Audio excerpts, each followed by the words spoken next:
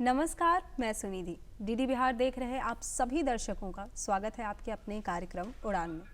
उड़ान एक ऐसा कार्यक्रम जहां हम बात करते हैं युवाओं से जुड़े मुद्दों पर और आशा करती हूं कि हमारी कोशिशें आपके मनोस्तर को एक नई दिशा में उड़ान भरने की ओर प्रेरित कर सकें। और आज इस नए अध्याय में हम मौजूद हैं एक नए विषय के साथ जिसका नाम है बढ़ता बाजार कॉमर्स में रोज़गार। जी हाँ, एक बहुत ही कॉमर्स सब्जेक्ट की जब बात आती है तो शायद हमें बहुत बाद में पता चलता है। इसको हम धीरे धीरे एलाबोरेट करेंगे हमारे पूरे कार्यक्रम के दौरान। लेकिन सबसे पहले मैं परिचय कराना चाहूँगी हमारे आज के मेहमान के साथ आपका।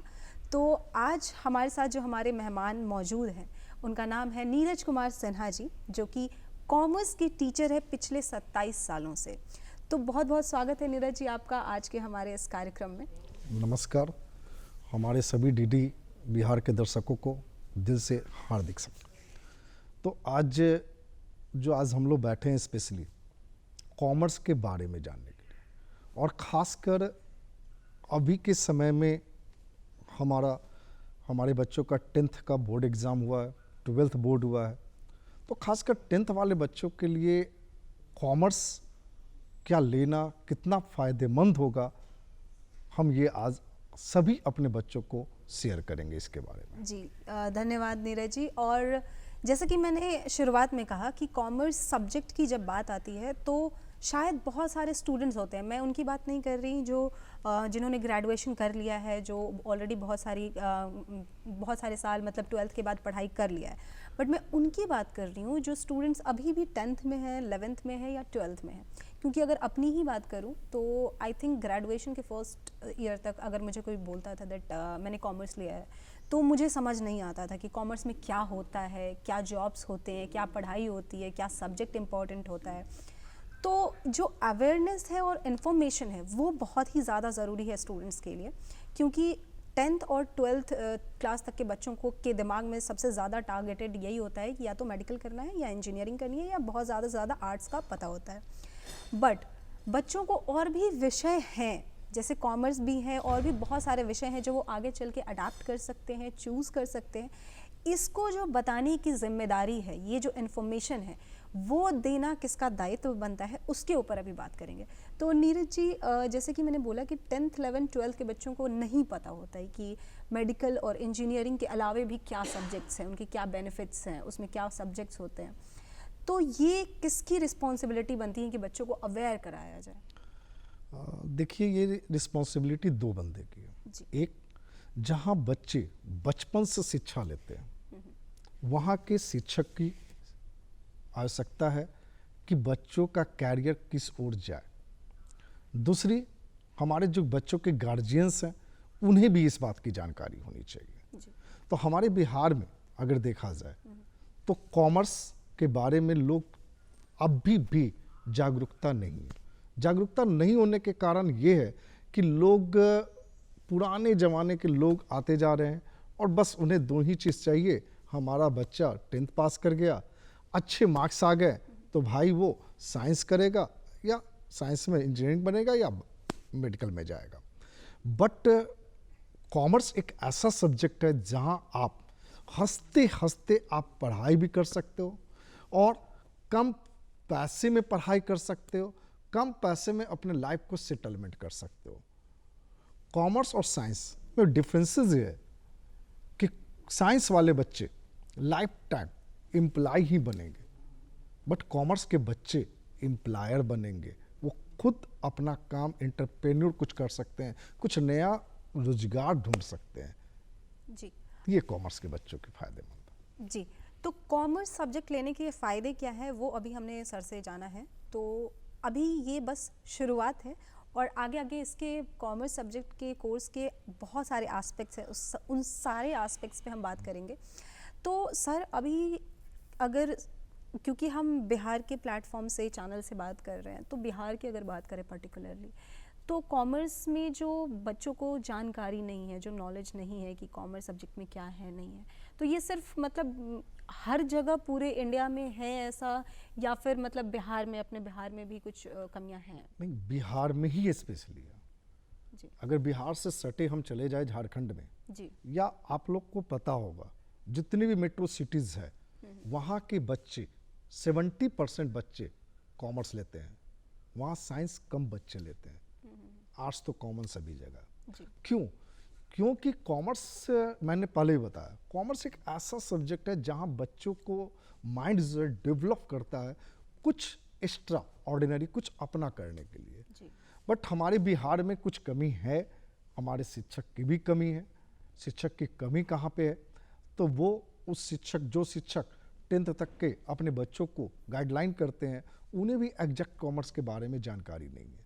तो हम वैसे सभी शिक्षकों से हाथ जोड़कर विनती करेंगे कि आप अपने बच्चों का लाइफ सिक्योर करने के लिए, चूंकि आपके बच्चे हैं, आप पढ़ा रहे हैं, आपके बच्चे हैं, तो उनको सही गाइडलाइन दीजिए बचपन से कि कॉमर्स सब्जेक्ट भी होता है साइंस आर्ट्स के अलावा, और उसमें स्कोप कहाँ कहाँ है, क्या क्या स्कोप है, वो आप बचपन से ही अगर उसको बताएंगे तो कंफर्म है कि वैसे बच्चे माइंड सेट करके 10th के बाद उन्हें गोल हो जाएगा, उनकी एक मेन गोल होती है, और गोल हो जाएगा 10th एग्ज़ाम देंगे वो जरूर कॉमर्स लेंगे।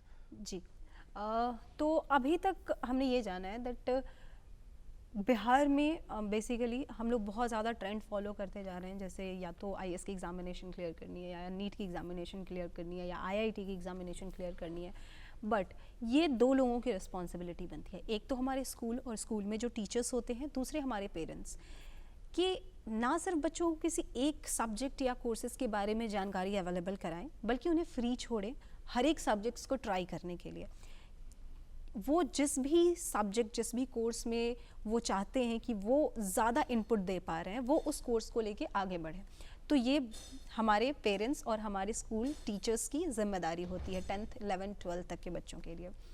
और अभी बात करेंगे कि जो बच्चे अगर क्योंकि हम कॉमर्स की बात कर रहे हैं, तो जो बच्चे कॉमर्स चूज़ कर रहे हैं तो उनको किन बातों का ध्यान रखना चाहिए, लाइक कौन से सब्जेक्ट्स है जो प्रायर सब्जेक्ट्स में आते हैं। जैसे कि अगर हम नीट की बात करें या मेडिकल की बात करें तो उसमें हमारा बायो मेन प्रायर सब्जेक्ट होता है, या फिर इंजीनियरिंग का अपना है, तो सारे फील्ड्स का अलग अलग अपना एक प्रायर सब्जेक्ट है।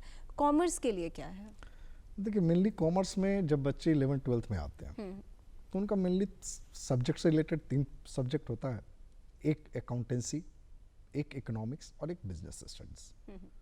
तो कॉमर्स वाले बच्चे के लिए अगर प्रायोरिटी कहा जाए, फर्स्ट प्रायोरिटी तो अकाउंटेंसी है, अकाउंट्स के ही कॉमर्स के नाम से जानते हैं। बट यहाँ जो सब्जेक्ट पढ़नी है, ईच एंड एवरी सब्जेक्ट का आगे यूज है। जैसे मैंने भी बताया बिजनेस स्टडीज, बिजनेस स्टडी का जो सिलेबस यहाँ है वो 100% मैनेजमेंट का सिलेबस है। अगर हम आफ्टर ग्रेजुएशन हम मैनेजमेंट फील्ड को चुनना चाहते हैं तो आपके बिजनेस स्टडी बहुत यूजफुल होंगे। और अकाउंट्स तो ऐसा सब्जेक्ट है जो कहीं भी यूज होगा, क्योंकि बिना अकाउंट्स का कुछ यूज होता नहीं। और इकोनॉमिक्स यहाँ 2 पार्ट तुम आपका है, एक स्टैटिस्टिक्स जो हर फील्ड में स्टैट की ज़रूरत होती है, जहाँ भी आपकी कैलकुलेशंस की बातें होंगी, जहाँ भी कंपेयर करने की बात होगी 2 रिजल्ट का, वहाँ तो इकोनॉमिक्स का चार्ट चाहिए, और economics statistic then after economics. Market की बात करें, आपकी मार्केट का ग्रोथ क्या है, क्या मार्केट अप एंड डाउन हो रही है, वो सारा कौन सा बताता है? इकोनॉमिक्स आपकी बताती है। तो मेरा मानना है कि कॉमर्स में तीनों सब्जेक्ट जो होते हैं वो तीनों अपने में इम्पॉर्टेंट है, तो बच्चों को तीनों सब्जेक्ट पे प्रॉपर ध्यान देना चाहिए। जी। एक चीज और कहना चाहेंगे, आजकल के बच्चे और जब 10th के बाद आते हैं तो 11th 12th 2 साल का कोर्सेस होते हैं। चूंकि 11th की जो एग्जाम्स होती है वो इंटरनल एग्जाम्स होती हैं कहीं भी, जी। तो बच्चों का 11th डल हो जाता है। तो वैसे सारे बच्चे चाहे किसी भी विंग से आप हो, ये मेरा पर्सनल राय होगा आप सभी बच्चों का कि आप प्रॉपर वे में 11th को भी उतना ही ध्यान से पढ़ना जितना 12th के लिए। क्योंकि बच्चों, आप एग्जाम के लिए मत पढ़ाई करो, आप अपने नॉलेज के लिए पढ़ाई करो। अगर आपका नॉलेज अच्छा होगा बच्चा, तो आप कहीं भी स्टेबल कर सकते हो। आप रिजल्ट के लिए पढ़ाई करोगे, आप भीड़ में खो जाओगे। आपको भीड़ में खोना नहीं है, कॉमर्स वाले बच्चे ऐसे भी भीड़ में नहीं खोते हैं। तो हम चाहेंगे कि आप जब कॉमर्स अगर लेते हो तो आप तीनों सब्जेक्ट को प्रॉपर रूप पे आप 11th और 12th दोनों साल प्रॉपर रूप में ध्यान देंगे, तब आगे आपकी ग्रोथ होगी। जी। सर अभी जैसे कि हमने बात किया है कि कौन कौन से सब्जेक्ट्स इम्पॉर्टेंट हैं। अभी अगर बात करें जो हमारा नेशनली जो एग्ज़ामिनेशन होता है, जैसे अगर मान लीजिए हम बात करें कि मेडिकल का नीट होता है या फिर इंजीनियरिंग के लिए आईआईटी होता है, तो अगर कॉमर्स की बात करें तो जो बच्चे कॉमर्स सेलेक्ट करें उनके लिए भी क्या कोई नेशनली एग्ज़ामिनेशन है जो गवर्नमेंट के थ्रू कराया जाता है? जरूर है। हम अगर साइंस और की बात करें और नीट और आईआईटी की बात करें तो आफ्टर 12th बच्चे एक ही कंपटीशन एग्जाम देते हैं, और वो कंपटीशन एग्जाम अगर निकल जाता है तो उन्हें कोई ना कोई कॉलेजेस, अच्छे कॉलेजेस मिल जाती है। देन आफ्टर कॉलेज की पढ़ाई कर डिग्री लेकर वो बन जाते हैं आईआईटीएन, बन जाते हैं डॉक्टर। बट हमारे कॉमर्स में आफ्टर 12th 3 स्कोप है। फर्स्ट, आप लोगों ने नाम सुना होगा बच्चों, चार्टर्ड अकाउंटेंट सीए, आपने नाम सुना होगा कंपनी सेक्रेटरी सीएस, आपने नाम सुना होगा CMA cost and management account. तो ये 3 ऐसे प्रोफेशनल कोर्सेस हैं कॉमर्स वाले बच्चों के लिए, जो ये तीनों कोर्सेस 3 अटेम्प्ट में पास की जाती है, और तीनों अटेम्प्ट इनका कंपटीशन कॉम्पिटिटिव से जाते हैं। इनका कोई कॉलेजेस नहीं है कि आप फर्स्ट अटेम्प्ट दे दिया देन आफ्टर आप एंट्रेंस हो गया मैं कॉलेज ले लिया, नहीं, कॉलेज की डिग्रियां नहीं मिलती है। ये ऑल ओवर इंडिया पे एग्जाम होती है, और इनका एग्जामिनेशन थोड़ी टफ होती है। अगर ऐसा मेरा मानना है कि टफ कुछ चीज़ नहीं होती है, अगर हमारा बेसिक्स अच्छा हो, अगर हम सही लगन से पढ़ाई करते हो तो टफ कोई चीज़ नहीं होती है। तो बच्चों यहाँ पे ऑप्शंस बहुत है कॉमर्स में ऑप्शन की कमी नहीं है। और हमारे जब से मोदी जी आए हैं और जब से जीएसटी लागू की है तो कॉमर्स यानी कॉमर्स के बच्चे का डिमांड मार्केट में बहुत बढ़ गया है। तो हम वैसे बच्चे फिर से एक बार रिक्वेस्ट कर रहे हैं सभी बच्चों को जो हमारे आज के चैनल को, आज के टेलीकास्ट को देखेंगे, उन बच्चे को फिर से एक बार कहेंगे कि आप अपने आप को पहले जज करो, डिसाइड करो कि मेरे को करना क्या है, डिग्री नहीं लेना है बच्चा। जी। सर अभी जैसे हमने एग्जामिनेशन की बात की, दैट एग्जामिनेशन नेशनल लेवल पे एग्जामिनेशन गवर्नमेंट के थ्रू हेल्ड कराई जाती है। तो कॉलेजेस की अभी अगर बात करें कि सिखाए जाने की अगर बात करें इंस्टीट्यूट्स की, तो मतलब क्या कॉलेजेस हैं ऐसे गवर्नमेंट कॉलेजेस या इंस्टीट्यूट्स हैं जहाँ पे बच्चे एडमिशन ले सकते हैं, या फिर अगर एडमिशन उन्हें लेना हुआ वहाँ तो क्या क्राइटेरिया वहाँ पे? मैंने अभी बताया कि सीएस सीएस सीएमए का कोई कॉलेजेस नहीं होते, उन्हें प्राइवेट ट्यूशन ही करने होंगे। अच्छे अच्छे टीचर्स भरे हुए हैं यहाँ पे, आपके बिहार में हो, आपके दिल्ली में हो, सब जगह टीचर्स भरे हुए हैं। तो प्लस जो सीए बच्चे करते हैं उनको सीए के यहाँ ट्रेनिंग दी जाती है, आप कैसे काम करोगे वो सारे ट्रेनिंग बच्चों को फुलफिल की जाती है।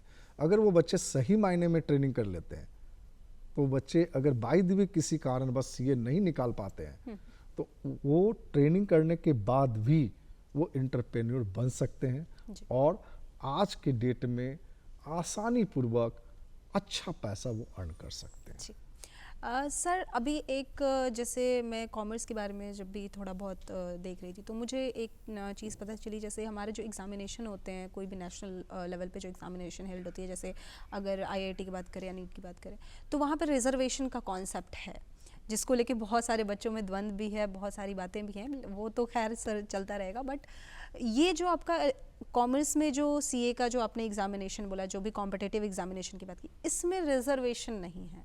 सबसे बड़ी खासियत यह है कि हमारे सीए सीएमए और सीएस में कहीं रिजर्वेशन की बात ही नहीं होती है। ईच एंड एवरी बच्चे इक्वल राइट है, आप अपने नॉलेज के आधार पे आप रिजल्ट लो।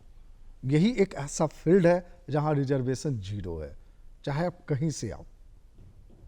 इससे अच्छा कोई प्लेटफॉर्म नहीं है हमारे बच्चों। जी। और कॉमर्स करने के बाद सर एक शायद हमारे पास बैंक का भी ऑप्शन होता है बैंक में जॉब्स के लिए, तो वो कैसे सर? देखिए बैंकिंग का जहाँ तक हम बात करें तो बैंकिंग में हमारे साइंस के भी बच्चे आते हैं, आर्ट्स के भी बच्चे आते हैं, कॉमर्स। तो बैंकिंग का जो एंट्रेंस एग्जाम होता है वहाँ स्पेशली सब्जेक्ट से मैटर तो है नहीं कॉमर्स, बट अगर आपकी जॉब बैंक में लग गई तो लगने के बाद आपकी खासकर कॉमर्स वाले बच्चे का जितना वैल्यू होगा उतना साइंस और आर्ट्स वाले बच्चे का वैल्यू नहीं। क्यों? क्योंकि वहाँ अकाउंटिंग पार्ट है, और अकाउंट किसने सीखा? साइंस वाले, आर्ट्स वाले नहीं, कॉमर्स वाले बच्चे सीखे हैं। तो वहाँ एक बार एंट्रेंस होने के बाद, बैंक सेक्टर में घुसने के बाद, वहाँ जो इंटरनल जो एग्ज़ाम्स होते हैं वो सारे कॉमर्स वाले बच्चे अच्छे से वो अपना मार्क्स लाते हैं और प्रमोशन पे प्रमोशन वो लेते जाते हैं। जी, तो बेसिकली मतलब कॉम्पिटिटिव एग्ज़ाम जो सबसे स्टार्टिंग का जो एग्ज़ाम एंट्रेंस का जो एग्ज़ाम होता है उसमें बहुत ज़्यादा मतलब उनको बेनिफिट नहीं benefit मिलता नहीं है, मिलती है। बट जब एंट्रेंस एक बार आप क्लियर कर लेते हो तो अंदर जाने के बाद क्योंकि आपके पास ऑलरेडी वो नॉलेज है तो इंटरनल जो भी एग्ज़ाम्स होते हैं या फिर इंटरनल जो भी काम होते हैं उसमें बहुत ज़्यादा फ़ायदा हेल्प मिलता है। बच्चों को मिलता है। जी, और अभी अगर बात करें कि कॉमर्स के जो स्टूडेंट्स हैं ऑलरेडी जिन्होंने कॉमर्स लिया हुआ है, कॉमर्स की पढ़ाई कर रहे हैं, तो वो खुद को कैसे देखते हैं? लाइक कॉमर्स के बच्चे जैसे एक कहते हैं ना कि थोड़ा बहुत कहीं ना कहीं एक विभाजन आ गया है बच्चों में, लाइक जो जिन्होंने मेडिकल लिया है कि अरे ये तो बहुत टफ है, अरे ये वाले टफ है, अरे कॉमर्स आर्ट्स तो बहुत ईजी है। तो वो बच्चे खुद को कैसे देखते हैं, उनकी बात मैं करना चाहूँगी। बिहार में बच्चों की तो मेंटलिटी ये है जी, कि मैथ बहुत भारी होता है, फिजिक्स बहुत भारी होता है, चलो मैं कॉमर्स ले लेता हूँ, आर्ट्स नहीं लूँगा।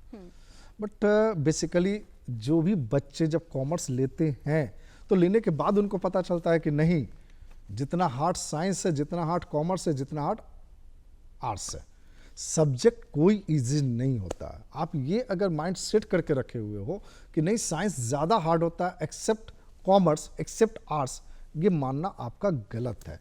आप पहले इस चीज़ को ही दिमाग से आप हटा दो बच्चों, क्योंकि सब्जेक्ट सब पढ़ना ही पड़ता है। और रह गई बात एक चीज़ और, वैसे बच्चे जो 12th कॉमर्स से दिए, वैसे बच्चे को हम ये जरूर बोलना चाहेंगे कि आप लोग 12th के बाद अपना स्ट्रीम चेंज कर दो। आजकल बहुत सारे बच्चे नए नए प्रोफेशंस में जाना चाहते हैं, लाइक होटल मैनेजमेंट चले जाते हैं, लाइक कहीं कहीं कहीं और। आप जो अपनी स्ट्रीम चेंज करके वैसे फोकस वाले पोस्ट पे जाना चाहते हो, मतलब जो आज के डेट में चलता आ रहा है कि भाई एचएम कर लेंगे, ये कर लेंगे, वो कर लेंगे, बच्चा जब आप वहाँ पे जाओगे तब आपको पता चलेगा कि हमने अपनी स्ट्रीम छोड़कर जो दूसरी स्ट्रीम को अडॉप्ट किया, हमने गलती कितना किया। तो मैं पहले बोल चुका हूँ कि आपकी गोल क्लियर होनी चाहिए कि मेरे को जाना का। जब तक आपकी गोल नहीं क्लियर होगी आप कुछ नहीं कर सकते हो। जो भी बच्चे अभी कॉमर्स लेके ग्रेजुएशन कर रहे हैं या ग्रेजुएशन कर लिए, वैसे बच्चे 2 सेक्टर में जाओ, या तो कम्पिटिटिव सेक्टर से अच्छा से करो, या कहीं भी अकाउंटिंग ऑफिसर का जॉब निकलता है वो जॉब आप लो, क्योंकि आप उसके लिए क्या हो, वैलिडिटी, आप ही उसका एग्ज़ाम दे सकते हो। आर्ट्स और साइंस वाले बच्चे उसका एग्ज़ाम नहीं दे सकते हमारे बच्चों, और नहीं तो आप क्लैट मैट के थ्रू आप MBA के कॉलेजेस में जाओ, प्राइवेट कॉलेजेस में नहीं, गवर्नमेंट कॉलेजेस में, क्योंकि प्राइवेट कॉलेजेस गवर्नमेंट कॉलेज में बहुत डिफरेंस है। इतना बताना नहीं चाहता हूँ, आप लोग समझदार हो। मैं हमेशा बोलूँगा गवर्नमेंट कॉलेजेस, आप पढ़ोगे अच्छे से वहाँ से तो आपको अच्छे कंपनी मिलेगी, आप अच्छे जगह जाओगे। तो अभी तक हम बात कर रहे थे हमारे आज के इस कार्यक्रम में बढ़ता बाजार कॉमर्स में रोज़गार। जी, आजकल जो हमारा अभी दौर चल रहा है बहुत ज़्यादा डिजिटल हो गया है, बहुत ज़्यादा एंटरप्रेन्योर्स सामने निकल के आ रहे हैं। तो इन सभी के पीछे जो स्टूडेंट्स है, जो पढ़ाई है कॉमर्स की पढ़ाई, तो उसके विषय पे हम चर्चा कर रहे हैं। और हमारे साथ हमारे गेस्ट आज के हमारे स्पेशलिस्ट नीरज कुमार सिन्हा जी मौजूद है, जो 27 सालों से टीचिंग करा रहे हैं, तो कॉमर्स की पढ़ाई बच्चों को करा रहे हैं। तो अभी तक हमने बात किया है कि कॉमर्स के लिए अवेयरनेस 10th 12th में कहाँ तक होनी, कैसे होनी चाहिए, कौन रिस्पॉन्सिबल है, हमारे पेरेंट्स हैं, हमारे स्कूल के टीचर्स हैं। उसके बाद हमने बात की कॉमर्स के लिए सब्जेक्ट्स में क्या क्या हमें पढ़ने ज़्यादा ज़रूरी हैं। फिर एग्ज़ामिनेशन की तैयारी हम कैसे कर सकते हैं, क्या फ्यूचर ऑप्शंस हैं हमारे लिए। तो अभी आगे बढ़ते हुए बढ़ाते हुए इस कार्यक्रम को, अभी हम नेक्स्ट टॉपिक पे बात करते हैं कॉमर्स के। तो अभी सर जैसे आपने कहा कि जो बच्चे स्ट्रीम चेंज करते हैं शायद 12th के बाद, तो उनको वो नहीं करना चाहिए। तो ये वाली जो सर चीज़, क्योंकि बहुत सारे बच्चे शायद प्रेशर में आके गलतियां कर लेते हैं कि वो उन्हें कुछ और करना होता है, या फिर बहुत सारे बच्चे रियलाइज़ ही नहीं कर पाते हैं, वो बस ले लेते हैं सब्जेक्ट और बाद में जब वो पढ़ते हैं तब उन्हें पता चलता है, जैसे हमें पता चलता है, हमें अवेयरनेस नहीं हुई 10th में 12th में क्या सब्जेक्ट है, नहीं है, कैसा होगा, नहीं होगा, लेकिन हमने ले लिया और आगे जब हमने पढ़ा, हमें एक्सपीरियंस हुई, तब हमें पता चला कि अच्छा ये नहीं करना था, ये करना था। तो सर ये बहुत सारे उन लोगों का मानना है, कहना है कि स्ट्रीम चेंज करना कोई बड़ी बात नहीं है, तो सर इसको कैसे लाइक आप जस्टिफाई कर सकते हैं? जैसे स्ट्रीम चेंज करना कोई बहुत बड़ी बात नहीं है, बट बच्चे लाइफ को तो सिक्योर करोगे आप। हम कब तक स्ट्रीम चेंज करेंगे? आप बार बार स्ट्रीम अपना चेंज करोगे तो आप एस्टैब्लिश कब हो जाओ? तो एक बार सोच समझकर कभी भी अपने आप का स्ट्रीम चेंज करो। हमारे बिहार में होता क्या है, जो पारंपरिक रीति भी आ रही है, और साथ में एक चीज़ और कि वो ये कोर्स कर रहा है तो हम भी ये कोर्स करेंगे। आप किसी की देख कर कोर्स मत करो, आप हमेशा अपने को जज करके कोर्स करो कि मेरे को बनना क्या है। जो सामने वाला बच्चा बनेगा वही मेरे को बनना है, नहीं। आप अपने आप को गोल समझो, अपने आप को समझो, देन आफ्टर वो चेंज करो। हम ये नहीं करें कि सब्जेक्ट चेंज करना बुरी बात है, नहीं, कोई बुरी बात नहीं है। बहुत सारे बच्चे निफ्ट में जाते हैं, अच्छा चीज़ है, निफ्ट में जाइए। बहुत सारे बच्चे अपने लॉ में चले जाते हैं क्लैट के थ्रू, एक नया ऑप्शन है, आप वो करो। तो वैसा इसको, वैसे सेक्टर को चुनो आप जहां आप स्टेबल हो सकते हो जी बस मेरा इतना ही मानना है बच्चों। जी। और सर जैसे कि अभी मैंने कहा कि अभी डिजिटल दौर है, सारा कुछ हमारा ऑनलाइन शिफ्ट हो रहा है, डिजिटली हो रहा है, तो कॉमर्स के स्टूडेंट्स के लिए इसमें क्या बेनिफिट्स है डिजिटल वर्ल्ड में? कॉमर्स के स्टूडेंट के लिए डिजिटल वर्ल्ड में बेनिफिट ही बेनिफिट है, क्योंकि आने वाले समय और अभी जो चल रही है वो दोनों में बेनिफिट है कि आप घर बैठे कहीं से भी किसी का भी आप अकाउंटिंग का काम कर सकते हो। लाइक जैसे अभी हम जीएसटी का ही ले तो हमारे बिहार को छोटा सा है, बिहार को ही ले लीजिए, बिहार राज्य को, पटना में बैठे हुए पटना को ही ले लीजिए आप। तो पटना में बहुत सारे सेक्टर हैं, सर्विस सेक्टर है, बिजनेस है, बहुत सारे हैं, और हर एक बंदा, जो बंदा अर्न करता उसको जीएसटी देना है, जीएसटी फाइल करना है, वो कौन करेगा? वो अकाउंटिंग का काम करने वाला करेगा, और कहीं भी बैठकर कर लेगा, वो ऑनलाइन करता सकता है कहीं भी। तो आजकल के मोदी जी के आने के बाद सब चीज़ तो ऑनलाइन हो गई है जी। तो पढ़ाई भी आज के डेट में सब चीज़ डिजिटल हो गई है। तो डिजिटल के ज़माना में अपने आप को बच्चों को ने बहुत चेंज किया है, नो डाउट। हम लोग से ज़्यादा बच्चे तेज हैं, बट आप अपने कैरियर को देखकर, कैरियर को सोच कर काम करना और डिजिटली अच्छी जगह पे जाना। जी सर, और अगर अभी बात करें, जैसे आप 27 ईयर्स से टीचिंग लाइन में हैं, तो अगर टीचिंग लाइन की अगर बात करें कॉमर्स के स्टूडेंट्स के लिए, तो ये कैसे आप डिस्क्राइब करना चाहेंगे, आप हमारे दर्शकों को, हमारे स्टूडेंट्स को बताना चाहेंगे?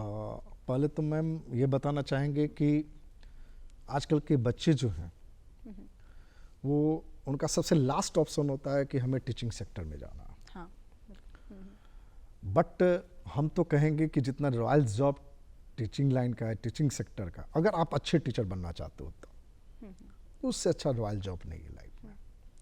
रह गई टीचिंग सेक्टर को अडॉप्ट करना, तो अगर हम अपनी बात कहें तो हमें 27 साल पहले जब हम ग्रेजुएशन में थे तो हमें जो तकलीफ़ें हुई कॉमर्स सब्जेक्ट को लेने के बाद, मैं उसी तकलीफ को ख़त्म करने के लिए हम टीचिंग लाइन में आए। हम भी 27 साल पहले किसी और प्रोफेशन में जा सकते थे, बट हमने सुना क्या, सबसे इम्पॉर्टेंट चीज़ कि आप किसी बच्चे को अगर अच्छा शिक्षा देते हो, अच्छी शिक्षा देते हो, अच्छा समाज देते हो, तो वो बच्चा आने वाले समय का अच्छा समाज देगा, वो अच्छा कैरियर अडॉप्ट करेगा, कैरियर अच्छा अडॉप्ट करेगा, कन्फर्म है कि समाज भी अच्छा होगा। बिल्कुल। तो सोच हमारा ये, जी। तो हर बच्चे को तो नहीं, बट इतना तो जरूर कहेंगे कि बच्चे को टीचिंग लाइन में आना चाहिए। और वैसे बच्चे जो हमारे बिहार के इंटीरियर इलाके से आते हैं, वैसे बच्चे को हम हर दिन अपने क्लास में भी अपने हर दिन बच्चों को बोलते हैं कि आप ऐसा कुछ करो कि आपके जिला के बच्चे कॉमर्स लेने के बारे में सोचे। ये जी सर, अभी क्योंकि हमारे पास अभी थोड़ी समय की पाबंदी है, तो अभी मैं चाहूँगी कि हमने कॉमर्स के ऊपर तो बहुत सारी बातें की हैं, कॉमर्स के बहुत सारे एस्पेक्ट्स के ऊपर बातें की हैं, कॉमर्स और टीचिंग लाइन के ऊपर बात की है अभी जो हमने हमारा सवाल लिया था। अभी सर थोड़ा आपके बारे में बात करेंगे कि सर 27 सालों से आप टीचिंग लाइन कर रहे हैं और आपका ये खुद का ऑप्शन था, आपने ये चूज़ करा है कि आपको टीचिंग मतलब लाइन में जाना है, तो ये जर्नी कैसी रही और उस पूरी जर्नी के दौरान मतलब कैसे स्टूडेंट्स, कैसे बच्चे आपको थोड़ा बहुत मतलब मिलते रहे हैं, किस प्रकार के बच्चे? देखिए 27 साल एक टफ जर्नी होता है जी बिल्कुल। और हम कॉमर्स वाले टीचर के लिए तो बहुत टफ जर्नी होता है, क्योंकि आज से 27 साल पहले की बात करें तो कॉमर्स की ओर रुझान नहीं था हमारे बच्चों को, बट धीरे धीरे बच्चों को रुझान आया, नो डाउट। देन आफ्टर 2015-16 के बाद बच्चा का रुझान और बढ़ता चला गया, बट जब से कोरोना काल आई उसके बाद बहुत तकलीफें हुई हमारे समाज को, हमारे बच्चों को बहुत सारी तकलीफें हुई। तो उस तकलीफ से दौर में गुजरे। जब 27 साल पहले हम कॉमर्स सब्जेक्ट्स को लेकर जब हमने पढ़ाना शुरू किया तो बच्चे कम थे जी। तो बच्चे कम थे तो उनके अंदर हमने मैंने कहा जाए तो डोज दिया कोरोना का जी। उस समय भाषा में कहा जाए कि भाई तुम बूस्टअप हो, तुम अच्छा करोगे तब तुम्हारा घर में और भी लोग अच्छे करेंगे। वैसे करते करते आज कॉमर्स में जो भी वीर है, कॉमर्स में बच्चे हैं बट कम है रेशियो के अकॉर्डिंगली, और होना चाहिए। जी बिल्कुल। तो क्योंकि सर हमारे पास समय की पाबंदी है और हमारे कार्यक्रम को ख़त्म होने का वक्त हो चला है, तो बहुत बहुत धन्यवाद आपका हमारे आज के इस कार्यक्रम में जुड़ने के लिए और हमारे दर्शकों को और हमारे स्टूडेंट्स को कॉमर्स के बारे में इतनी सारी जानकारी देने के लिए। और अभी क्योंकि हमारे पास समय की पाबंदी है तो जाते जाते इस कार्यक्रम को कंक्लूड करते हुए यही कहना चाहूँगी कि आज पूरे कार्यक्रम के दौरान हमने कॉमर्स सब्जेक्ट के ऊपर बात की है, कॉमर्स के बहुत सारे एस्पेक्ट्स के ऊपर बात की है, लेकिन सबसे जो इम्पॉर्टेंट बात है वो हमारे पहले सवाल के साथ है। 10th, 11th, 12th के बच्चे को इन्फॉर्मेशन होनी चाहिए, अवेयरनेस होनी चाहिए, कितने सारे सब्जेक्ट्स हैं, नहीं है, क्या है, और इसकी जो रिस्पॉन्सिबिलिटी है वो उनके पेरेंट्स और उनके स्कूल टीचर्स पे होनी चाहिए, ताकि वो 8th या 9th क्लास से ही उनको बताना शुरू कर दें कि ये सारे कोर्सेज़ हैं, ये सारे सब्जेक्ट्स हैं, ताकि वो आगे चल के क्लियर रहें कि उन्हें क्या चूज़ करना है और उनके पास वो चूज़ करने की फ्रीडम भी होनी चाहिए। तो यहीं तक का था आज के हमारे इस कार्यक्रम का वक्त, और चलते हैं अभी मिलते हैं उड़ान के अगले अध्याय में एक नए विषय के साथ, एक नई दिशा में उड़ान भरने।